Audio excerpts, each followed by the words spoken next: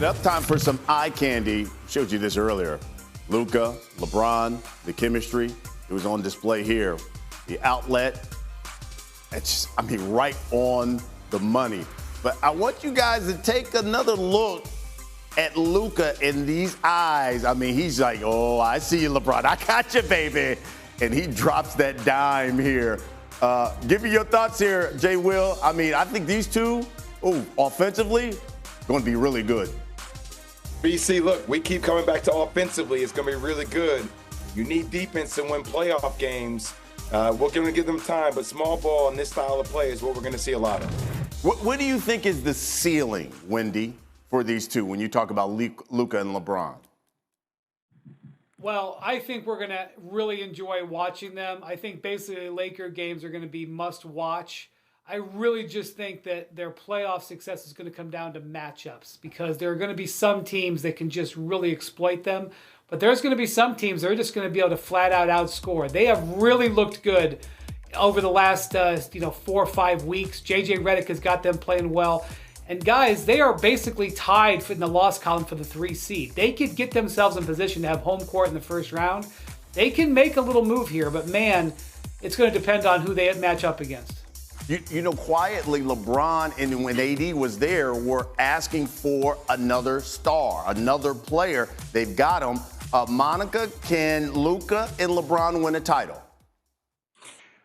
Sure, anything's possible. Luka got traded to the Lakers. Is it going to happen this year? Absolutely not. Here's my thing, B. Custer, and I got to go back to this.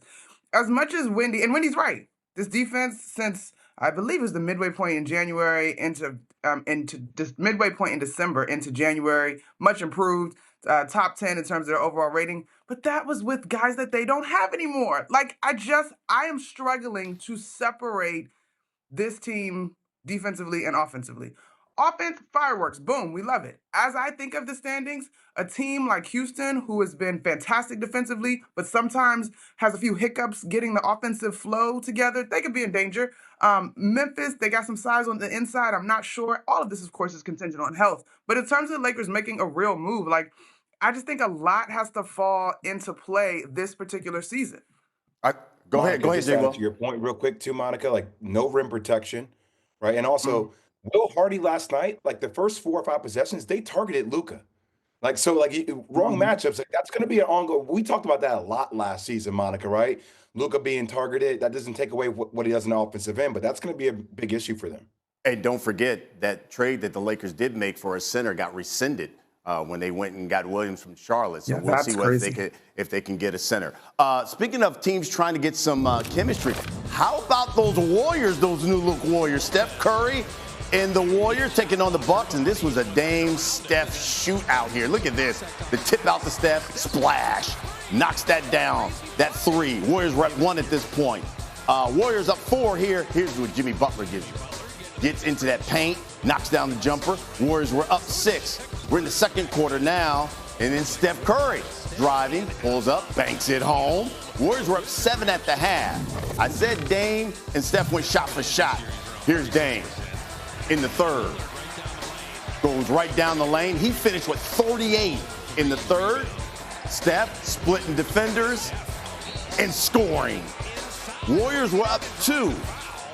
And then here in the third, Jimmy Butler getting it in that post, turn around, knocks it down. Warriors were up 6 after 3. We get to the fourth, they're up 15. And then Steph loses oh my goodness, Lord have mercy. Steph had 38, Warriors win at 125. They're 111. Okay, so give me your thoughts here on what you've seen initially out of these new Warriors here, Jay Will. Initially, BC, I'm not. Look, this is an undersized team, man. I love Jimmy. I don't see anything really changing. I know Steve Kerr said that he has the heart of a lion. There was a lion on the court, and I get the thought on paper, Jimmy Butler, Steph Curry, Draymond Green. But Jimmy's older right now, and I still don't see it for this team. His game is very different. I know it gives him a dog, but I still think they're extremely undersized, and that's going to be a problem for any team in the Western Conference. And also, I don't really care about initially I care about once we dig into the season, more so for Jimmy Butler. That's how I evaluate Jimmy Butler. He's always great at first. How is he on the back end? What's your first impression, Wendy? So you mentioned earlier, Brian, in the highlight about how it went from a 6-point game to a 15-point game in the fourth quarter. Steph went to the bench at the end of the third, and Jimmy Butler made a huge impact with his scoring in that period where Steph was out. And that's really where the rubber meets the road here. The Warriors have just had periods over the last couple of years where they've just died on the floor when Steph has been on the bench. Jimmy is going to fix that. He has 28 free throws in the last 2 games. That's the most we've seen for a Warriors player since Durant in 2018. He brings that aspect to them. Kerr has basically said he's hoping this team, the way it's constructed, to get to the 6th seed. They were out of the top 10 just a couple of days ago. They're in 10th now. They're 3 games behind the 6th seed. That would be an incredible accomplishment. And if Jimmy's healthy, I think it's reasonable. I think they could do it. Monica, I know you mentioned something in your notes in our pre-production meeting that you've noticed here in the first couple of games. What is it? It was the free throws thing. I'm with Wendy. I'm like, oh wow, Jimmy's getting to the line. That is something that the Warriors have desperately needed. They are in the bottom of the league when you talk about free throw rate as a unit, right? He's gotten to 28 in just 2 games. And so the thing I do really like about this is the way that Jimmy Butler and Stephen Curry complement each other. But again, I'm with Jay Will on this one. Like, I still have questions about how this team is going to be able to defend. When the Lakers won, I believe in the early 2000s, like, teams that are outside of that top 10 in terms of defensive rating typically don't get it done. We've only had 3 champions since, like, 96. So there's a lot of enthusiasm here, and I get it. I do think if they get through the play-in or they're an early team in the first round, because of their veteran chops and their experience between playoff Jimmy and between supernova Stephen Curry, a gold medalist, Olympic champion, what we saw him do this summer, you probably are like, don't love this matchup because you have the appropriate amount of respect.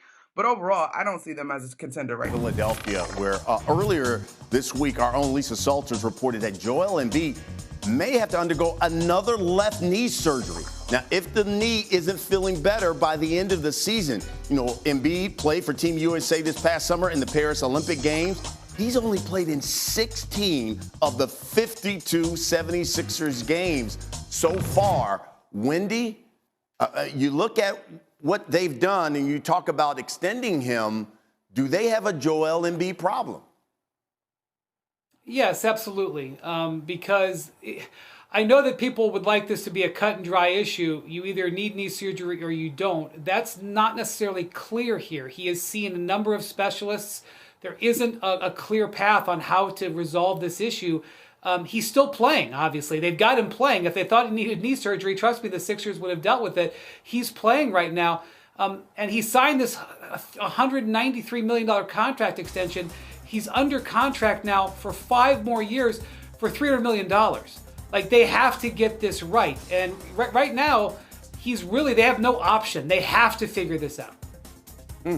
Jay Will, give me your thoughts on this because, listen, he had fallen out of favor with some of the fans in Philly. He talked about not playing in back-to-backs. Give me your thoughts. Do they have a Joel Embiid problem? I mean, BC, we used to have this show on ESPN called Numbers Never Lie. So, right, like I'll just give you my opinion in the numbers, okay? So the numbers are, he's played 449 games in his career. He's had 404 DNPs. That's the equivalent of 5 seasons. Yikes. That's my answer. That's my mic drop. I don't even need to answer the rest of the question. Monica? The silver lining here is that they're able to draft Tyrese Maxey because it's obvious, right? Like, it is obvious that this is quite the conundrum. They are tied up both in hope and positivity and expectation and literally in the numbers, both financially and the games played that Jay mentioned. And so here we are. And I think, and this, to tie it all back to how we started the show, BC, like, this is sort of the big gamble you take when you put your franchise's hopes on one guy, whether we talk about what's going on in Dallas now behind this trade, or now you look at the same situation with the process. Like, the process continues. I thought it was supposed to come to a period at some point with some sort of resolution. Well, we've seen it with AD. We've seen it with Luka. Wendy, should the Sixers trade Joel Embiid? He's not tradable right now, Brian. That contract makes him, his value is not It's not realistic. And just on Friday, Daryl Morey, their team president, coming out of the trade deadline, still reaffirmed, we think he's a top 5 player. We don't regret signing Paul George. The future going forward is around Joel Embiid. So he's doubled, tripled, quadrupled down on it. And he really has to, because that contract makes it impossible. They have to figure out a way to get him right.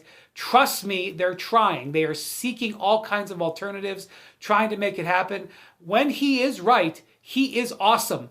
As Jay Will said, though, he's just not right as much as he needs to be. Yeah, and meanwhile, Tyrese Maxey continues to put up big numbers. It seems like that's the guy they should be building that team around, Tyrese Maxey. By the way, we got a huge NBA Wednesday doubleheader coming your way. Wemby Spurs, they're in Boston. That's at 7 Eastern. And then you'll see, Steph, Jimmy Butler, the Warriors take on Dallas. I'm on